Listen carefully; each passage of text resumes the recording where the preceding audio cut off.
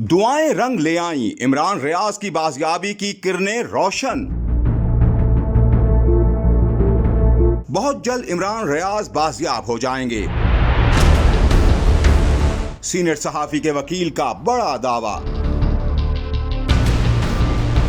Senior सहाफी और anchor person के वकील मियां अली इशफाक ने इमरान रियाज खान की बाजियाबी से मुतालिक बड़ी खुशखबरी की नवीद सुना दी। मीडिया रिपोर्ट्स के मुताबिक लाहौर हाई कोर्ट में इमरान रियाज बाजियाबी केस की समाअत हुई। चीफ जस्टिस हाई कोर्ट अमीर भट्टी ने सीनियर सहाफी की दरख्वास्त पर समाअत की। समाअत के दौरान सीनियर सहाफी के वकील का कहना है कि मामला बेहतरी की तरफ जा रहे हैं। पिछले कुछ दिनों में मुस्बत पेशरफ्त हुई है। वकील ने मजीद कहा कि उम्मीद है इमरान रियाज कुछ घंटों, कुछ लम्हों या कुछ दिनों तक बाजियाब हो जाएंगे, जिस पर चीफ जस्टिस अमीर भट्टी का कहना था कि ये खुशाइंद बात है। मुस्बत पेशरफ्त हो रही है, जिसके बाद अदालत ने मजीद समाअत 5 जुलाई तक मुलतवी कर दी।